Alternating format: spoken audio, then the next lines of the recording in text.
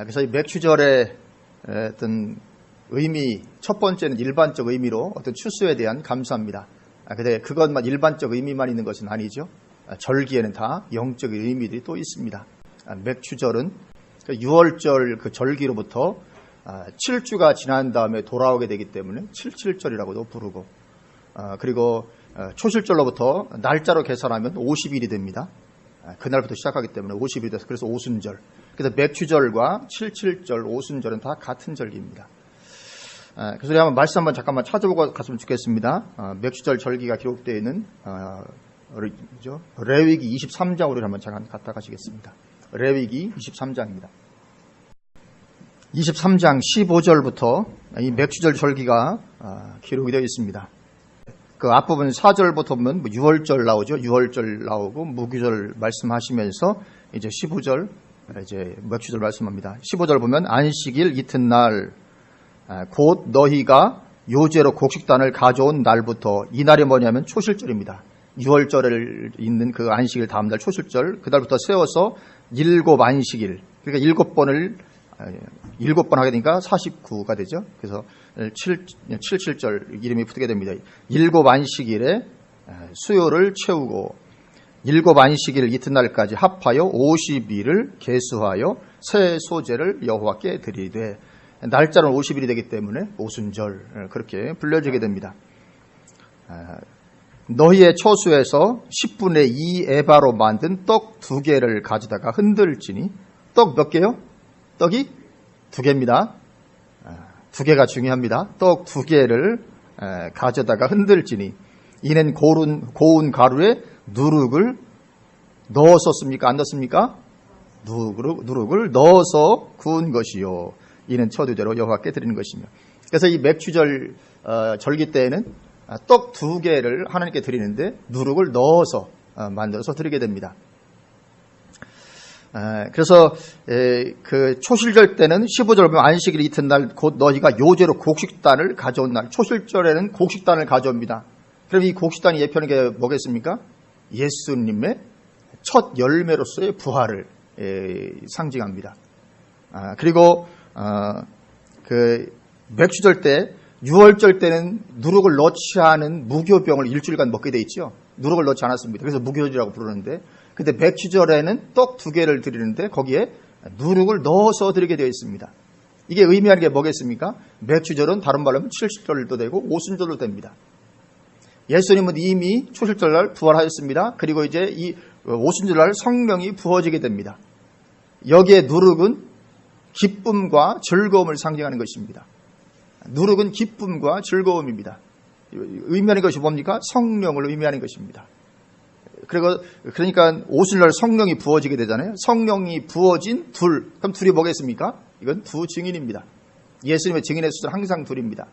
그래서 오순절날 성령을 충만히 부음받고 이제 증인된 삶을 살 수 있도록 하는 절기가 맥추절이 되는 것입니다. 이거 절기가 그래서 오순절이 되는 것이고, 그래서 오순절날 그렇게 성령이 임하셨고, 그리고 성령의 기쁨과 능력, 은혜와 능력이 충만해서 이제 복음을 들고 이렇게 전 세계로 열방으로 나갔던 것이죠.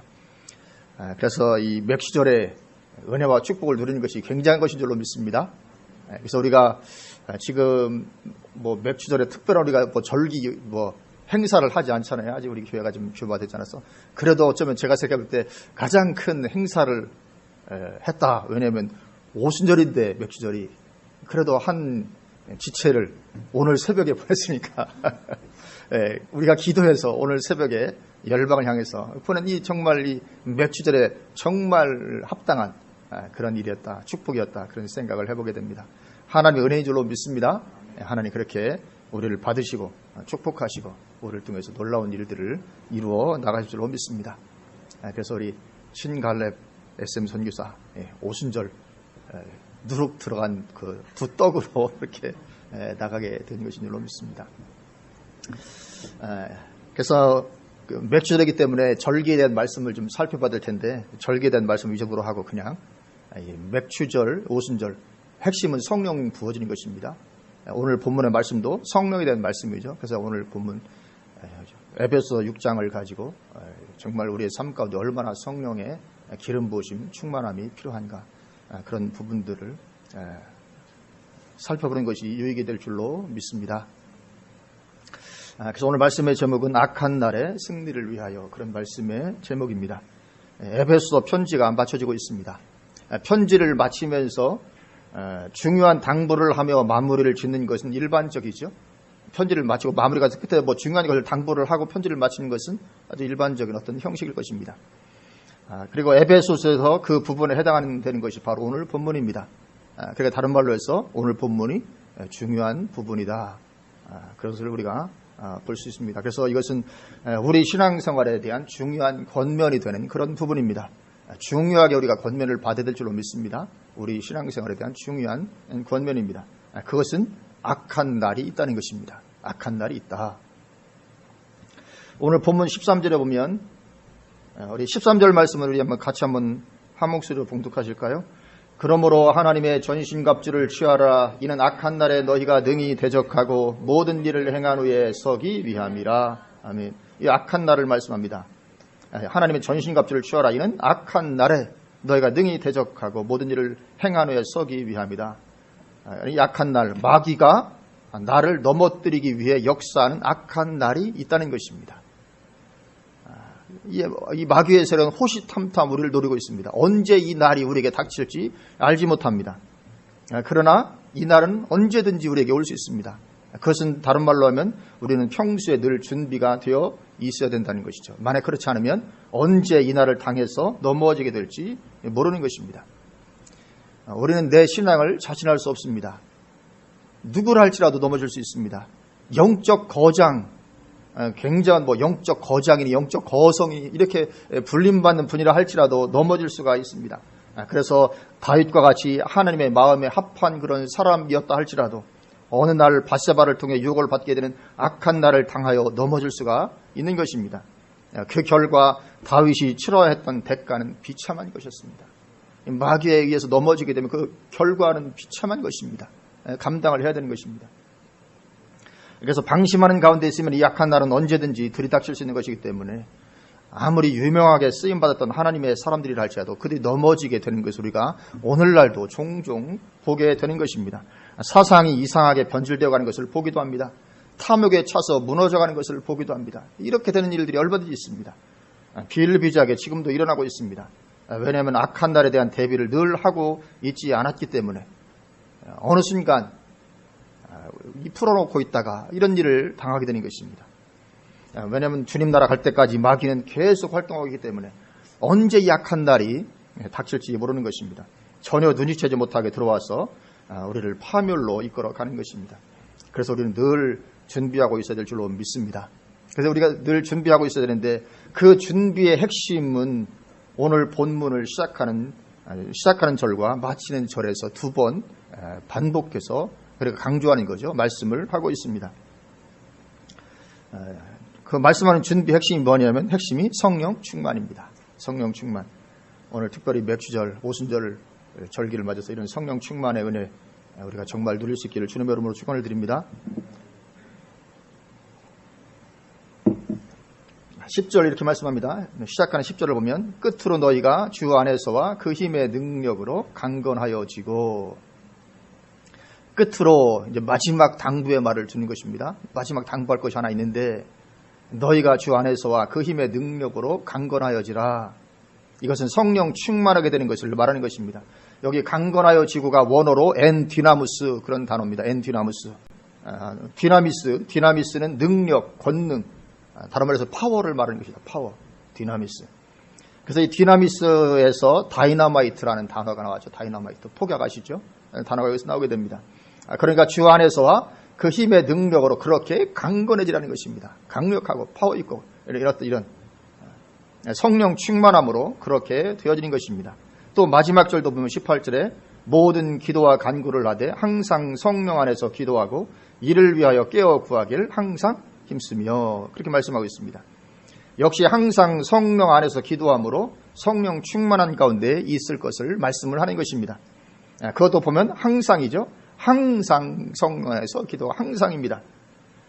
이따금 시시때때로 기도하는 것이 아니고 항상 성령 안에서 기도하라는 것입니다. 언제 악한 날이 닥쳐올지 모르기 때문에 항상 성령 안에서 기도하라. 우리가 이 권면의 말씀을 들어야 될 줄로 믿습니다. 우리는 항상 성령 안에서 늘 기도하는 삶을 살아가는 것입니다.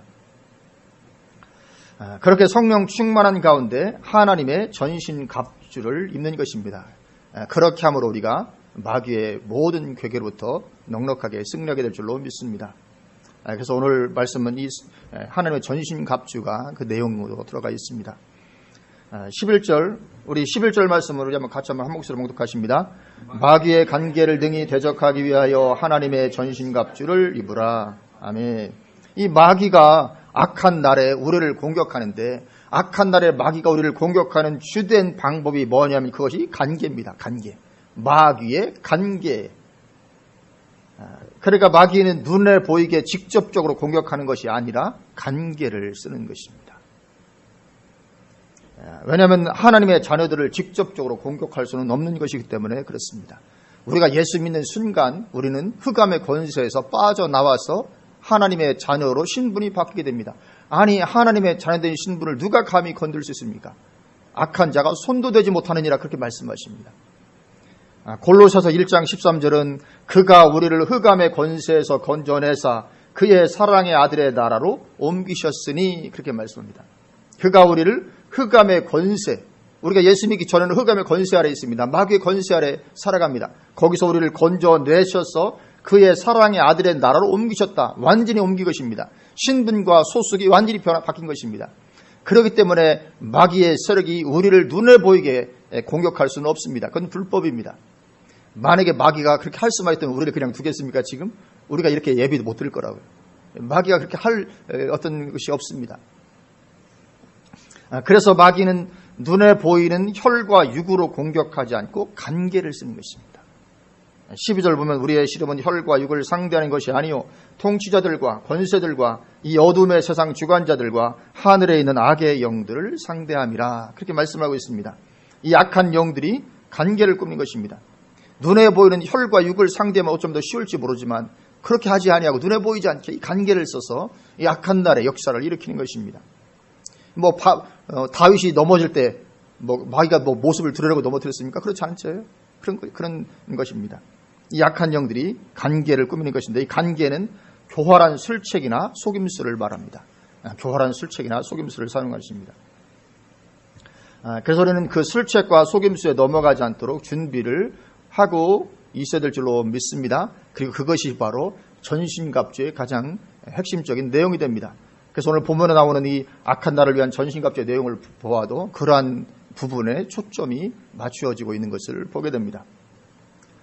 그래서 전신갑주의 첫 번째는 진리로 허리띠를 띠라는 것입니다. 14절을 보면 그런즉 서서 진리로 너희 허리띠를 띠고 그렇게 말씀을 하고 있습니다.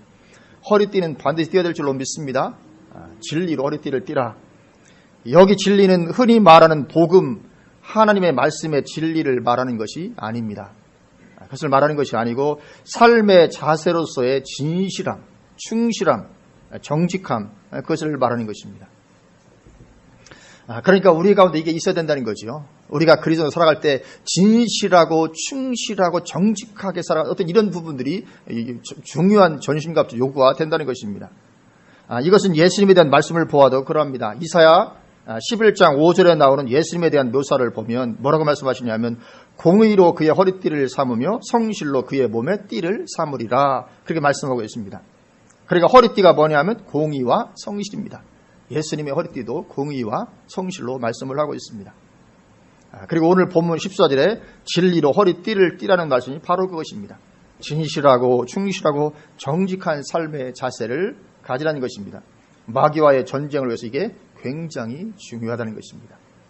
마귀와의 전쟁으로서 우리 삶의 자세가 너무너무 중요합니다. 그러나 마귀는 이 말씀과 정반대편에 서 있는 자죠. 그 반대편은 거짓과 속임수, 간계를 행하는 자입니다. 마귀는 거짓과 속임수와 간계를 행하는 자이기 때문에 우리는 그 반대 정신으로 행해야 된다는 거죠. 그 반대편에서 그렇게 충실하고 진실되고 정직한 그런 가운데 있어야 우리가 마귀의 괴계를 파할 수 있다는 것입니다. 그래서 우리는 기도하며 성령 충만한 가운데 이런 정신이 충만해 살아가는 것입니다. 우리는 진실하게 사는 것입니다. 충실하는 것입니다. 정직하게 살아가는 것입니다. 그리고 성령께서 우리를 지배하게 되면 이런 특성이 나타나게 되어 있습니다. 원래 내가 인격이 좀 진실한 사람이 아니냐 이런 것이 아니고 성령이 우리를 지배하면 그렇게 되어 있는 것입니다. 성령이 우리를 지배하는데 내 성격이 좀 지저분하고 더럽다. 있을 수 없습니다. 그 속에 있는 것이 성령이 아니고 다른 것이 같이 들어있을 가능성이 큽니다. 성령이 우리를 정말 지배하게 되면 진실한 것입니다. 충실하고 정직하고. 이것이 첫 번째 말씀하는 전신갑주입니다. 이러한 삶의 자세가 우리를 넘어지지 않게 해주는 것입니다. 그러나 이러한 삶의 자세가 부족하면 마귀의 관계에 얼마든지 넘어질 수가 있는 것입니다. 마귀가 툭 치면 그냥 넘어지는 것입니다. 이런 게 우리 중심이 없으면 마귀가 툭 치면 그냥 넘어진다니까요. 그런 것입니다. 그래서 이 세상 사람들은 이렇게 잘 살지 않습니다. 그러나 세상 사람들은, 내 주변 사람들은 거짓과 관계를 도모하든지 말든지 나만큼은 진실하고 정직하게 살아가는 것입니다.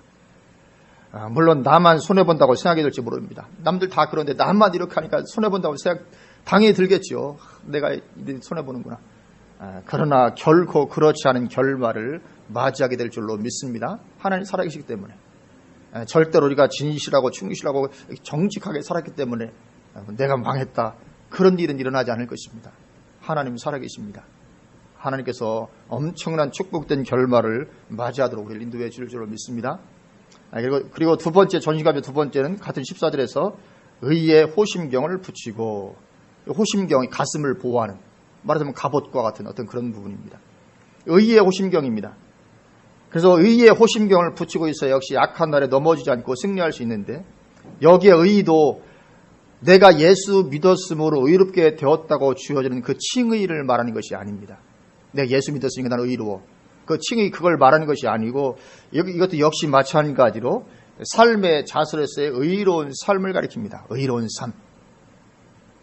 나의 의로운 삶인 것입니다. 그래서 이사야 59장 17절을 보면 하나님에 대해서도 똑같이 말씀합니다. 공의를 갑옷으로 삼으시며, 그렇게 말씀하고 있습니다. 하나님도 갑옷으로 삼으시는 호심경, 이게 공의로 삼으신다, 그렇게 말씀을 하고 있습니다. 이것을 말씀을 하는 거죠. 그래서 우리도 이 의의 호심경을 우리가 붙이고 있어야 된다, 준비를 하고 있어야 된다, 그걸 말씀을 하고 있습니다. 중요한 것인 줄로 믿습니다. 오늘날 그런데 구원은 행위로 받는 것이 아니라 믿음으로 받는다는 그런 교리로 인해서 오늘날 많은 그리스도인들은 이 의롭고 선하게 사는 것을 대수롭지 않게 여기는 경향이 많이 있습니다. 구원은 믿음으로 받는 것이지 우리의 의로운 삶으로 받는 거냐, 그런 것으로 인해서 의로운 삶, 선한 삶을 좀 뭔가 이렇게 별것 아닌 것으로 여기는 경향이 좀 있는데 결코 그렇지 않습니다. 정말 우리에게 핵심적으로 필요한 것입니다. 이 의로운 삶이. 그래서 우리는 예수님을 믿는 하나님의 자녀로서 누구보다도 의롭고 선한 삶을 추구해야 하는 것입니다. 그리고 성령 충만함 안에서 그러한 삶을 이루어 가는 것입니다. 내 안에 무슨 의로운 것이 있겠습니까? 성령이 아니고는 안 되는 것입니다. 성령 충만하지 않으면 이런 의로운 삶은 내 노력만으로 되어지지 않습니다. 그래서 성령을 구하라고 전신갑주 앞에서도 성령 말씀하고 뒤에서도 말씀하는 이유가 있는 것입니다. 성령으로 아니고서는 전신갑주 갖추는 것이 가능하지 않습니다. 우리가 기도하고 주님을 추구하고 성령을 추구하고 성령이 우리 가운데 충만히 임하실 때 비로소 이런 것들이 가능한 것입니다. 그래서 이런 의로움이 우리 가운데 반드시 있어야 되는데, 만약에 그렇지 않으면 마귀가 간계로 공격한 악한 날에 우리는 넘어지게 되고 맙니다. 이런 의로운 자세가 있지 않으면. 그리고 그러한 그리스도인들이 얼마나 많은지 모릅니다. 목사님들 중에서도 그렇게 넘어지는 분들이 많이 있는 것입니다. 이런 의로움이 없으면 마귀의 밥입니다. 마귀가 역사하면 넘어지지 않을 수 없습니다. 왜냐하면 내 안에 의로운 자세가 없는데 마귀가 역사할 때 이거 버티고 서 있을 수가 없는 것입니다. 그래서 한때 그렇게 존귀하게 쓰임받았다가도 매스컴에 올라서 기독교 전체 이미지를 엉망으로 만들기도 하고 그런 것입니다. 마귀가 간계로 공격하는 악한 날에 넘어지고 만 것입니다. 이 날이 언제 올지 모르는 것입니다. 그래서 우리는 주님의 의로움으로 가득해야 될 줄로 믿습니다. 정말 의로움 우리 가운데 있어야 됩니다. 진실함도, 충실함, 정직함도, 의로움도, 이것이 전신갑주의 정말 중요한 부분으로 이렇게 말씀을 하고 있습니다. 전신갑주의 세 번째는 이제 신발입니다. 15절 평안의 복음이 준비한 것으로 신을 신고 그렇게 말씀을 하고 있습니다. 이것도 복음이 준비한 것으로 신을 신는다고 말씀하니까 우리는 금방 다니면서 전도하라는 거구나, 복음을 전하는 거구나 이렇게 이해하기 쉽습니다. 하여튼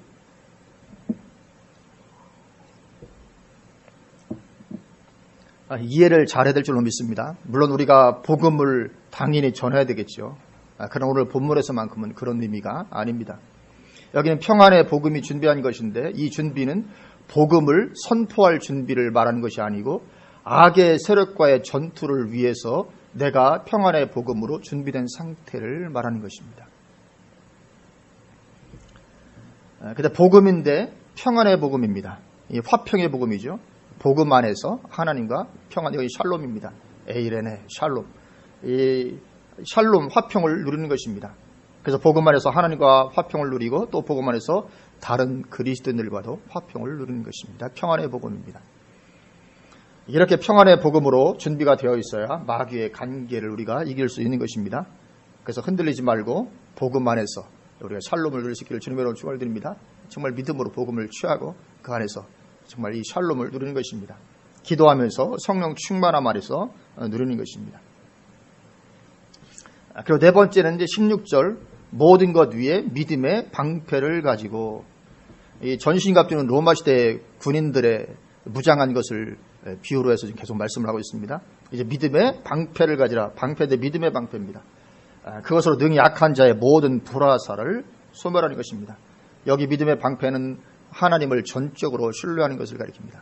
하나님을 전적으로 신뢰하는 것입니다. 사탄이 관계로 나에게 쏘아대는 불화살인 이 의심, 낙심, 절망, 이 불화살을 쏘아대는 것인데, 그럴 때 하나님을 향한 신뢰로 극복하고 일어서는 것입니다. 그리고 우리가 인생을 살아가다 보면 이런 불화살은 언제든 날아오는 때가 있습니다. 날아오는 때가 있는 정도가 아니라 많이 있죠.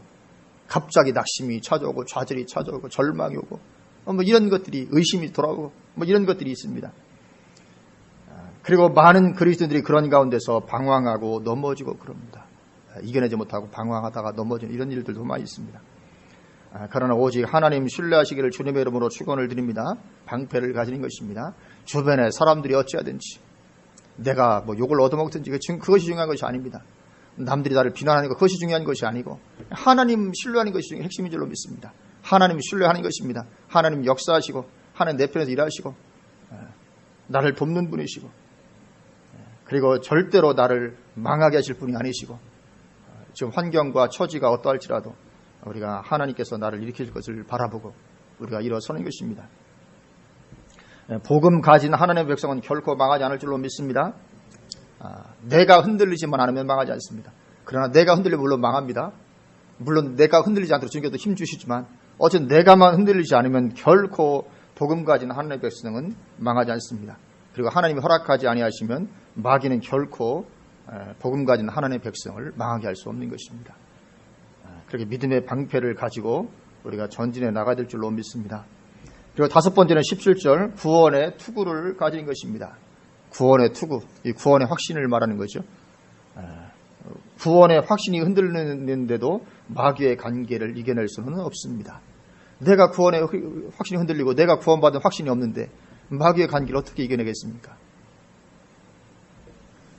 그리고 우리는 성령으로 충만할수록 구원의 확신도 견고해지게 되는 것이죠. 그래서 로마서 8장 16절에서 성령이 친히 우리의 영과 더불어 우리가 하나님의 자녀인 것을 증언하시나니, 그렇게 말씀하는 것과 같은 것입니다. 성령이 친히 우리의 영과 더불어서 우리가 하나님의 자녀인 것을 확증합니다. 증언해 줍니다. 성령 충만함이 구원의 확신도 가지게 해줍니다. 그래서 나에게 구원의 확신이 없으면 구원받지 않아서 그렇다기보다는 성령 충만하지 않아서 그럴 가능성이 많이 있습니다. 그리고 마지막 여섯 번째입니다. 여섯 번째 17절 성령의 검 곧 하나님의 말씀을 가지라. 드디어 이제 공격하는 무기입니다. 지금까지는 수비하다가 이제 마귀를 공격하는 공격형 무기 하나가 있는데 그것이 뭐냐면 하나님의 말씀입니다. 하나님의 말씀이 성령의 검이 되어 사탄을 물리치게 되는 것입니다. 그래서 우리가 말씀을 소유하고 말씀 속에 온전히 들어가는 것이 중요한 줄로 믿습니다. 예수님도 요한복음 15장 7절에서 너희가 내 안에 거하고 내 말이 너희 안에 거하면 무엇인지 원하는 대로 구하라 그리하면 이루리라. 그렇게 말씀하는 것처럼 너희가 내 안에 거하고 내 말이 너희 안에 거하면 이 하나님 말씀이 우리 안에 풍성하고 우리가 말씀 붙잡고 말씀을 소유하고 말씀 가운데 있는 것이 이것이 우리를 세워줄 뿐만 아니라 악한 날의 사탄의 공격을 우리가 가감하게 물리치는 그런 하나님의 전신갑주가 되게 되는 것입니다. 그래서 우리는 말씀에 분명한 확신을 우리가 가져야 됩니다. 그래서 그렇게 하지 못하도록 사탄이 역사를 오늘날도 많이 합니다. 성경의 말씀, 성경 말씀의 신뢰성을 떨어뜨리기 위해서 사탄이 자유주의 신학을 등장시켜서 지금 그렇게 역사를 하고 있습니다. 말씀의 권위를 떠나서 자유하라는 것입니다. 오늘날 자유주의 신학, 말씀의 권위를 떠나 자유하라. 이것이 얼마나 지금 세계 교회를 휩쓸고 있는지 모릅니다. 신학교는 거의 다 휩쓸버렸습니다. 자유주의 신학교뿐만 아니라 보수적인 모든 신학교도 거의 다 지금 이 자유주의 신학에 거의 함몰되었습니다. 자유주의 신학의 특징은 뭐냐면 자유주의, 성경의 권위로부터의 자유입니다. 그러니까 오늘날 신학교도 지금 성경의 권위를 하나님의 영감된 말씀으로 믿는 교수가 신학교수가 거의 없습니다. 아주 소수입니다. 그런 시대가 되어버렸습니다. 그러면 성령의 검은 가지는 것이 가능하지 않습니다. 성경 말씀이 하나님의 영감된 말씀이라고 믿지 않는데 어떻게 이것이 신뢰하고 붙잡는 것이 가능하겠습니까? 가능하지 않습니다. 사탄이 아주 강력하게 이렇게 역사를 오늘날 하고 있습니다. 그러나 우리는 분명한 정말 신뢰를 해야 될 줄로 믿습니다. 우리는 이 말씀을 가져야 됩니다. 주야로 말씀을 묵상하여 말씀에 잠겨 살아야 됩니다. 말씀이 능력인 줄로 믿습니다. 말씀이 힘입니다. 그렇게 전신갑주를 말씀하시고 이제 마지막 18절에 성령 충만을 위한 기도를 다시 한번 강조하며 마치고 있죠. 모든 기도와 간구를 하되 항상 성령 안에서 기도하고 이를 위하여 깨어 구하기를 항상 힘쓰며. 우리 오순절, 맥주절 감사 예배를 드리면서 이 말씀을 우리를 향한 권면으로 우리가 받아들일 수 있기를 원합니다. 항상 성령 안에서 기도하는 것입니다. 어떤 것보다도 이것보다도 우선적인 것이 없습니다. 우리의 삶의 핵심입니다. 우리가 성령 충만을 받은 두 떡덩이가 되어야 될 줄로 믿습니다. 우리 평생의 삶을 정말 성령 충만해서 살 수만 있다면 그것보다 더 복된 것은 없는 것입니다. 그리고 마귀가 다가오는 약한 날에 우리가 승리하기 위해서도 항상 성령 안에서 기도하는 것이 필수적이고 핵심적인 것을 말씀합니다. 물론 이것은 그냥 저절로 되어지지 않습니다. 이것이 성령 충만을 위한 기도가 쉽지 않습니다. 그래서 뭐라고 말씀합니까? 이를 위하여 깨어 구하기를 항상 힘쓰며. 그렇게 말씀, 힘쓰라고. 이 힘쓰지 않으면 안 됩니다. 힘을 써야 됩니다. 그래서 기도 생활은 힘쓰는 것입니다. 기도 생활은 저절로 되지 않습니다. 그래서 바빠서 하기 싫어도 해야 되는 게 기도고, 육신이 피곤해서 하기 싫어도 해야 되는 게 기도입니다. 그래야 될 줄로 믿습니다. 오늘 말씀의 권면을 우리가 받아들일 수 있기를 주님의 이름으로 축원을 드립니다. 그래서 그렇게 성령으로 우리가 충만하게 되는 것이고 그 힘의 능력으로 강건함을 유지하는 것입니다. 그리고 그것이 우리를 승리케 해주는 것입니다. 그래서 우리가 예수님 믿을 때 처음 사랑을 잃어버리고 나태히 지내는데도 천국에 들어가는 것이 보장되는 것이 아닙니다.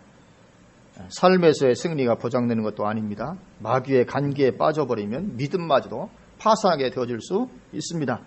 그래서 교회는 다니지만 인본주의적인 삶을 여전히 추구하다가 멸망에 들어갈 수 있는 것입니다. 그래서 우리 안에 이 가슴 벅찬 충만함이 늘 떠나지 않도록 우리가 영적인 삶 잘 관리해 나가야 될 줄로 믿습니다. 그래서 하여튼 늘 항상 기도함으로, 그러면 항상 기도하면 충만함이 있습니다. 아시잖아요. 그죠? 기도 잠깐만 하고 나도 충만함이 생깁니다. 주님 잠깐만 한 5분만 주님 바라보아도 그런 이 충만함이 있습니다. 가슴 벅찬 충만함. 그래서 우리가 누룩이 들어간 떡 두 덩이, 이런 축복도 우리가 우리의 삶 가운데 누리게 되시기를 주님의 이름으로 축원을 드립니다. 아멘. 기도하시겠습니다.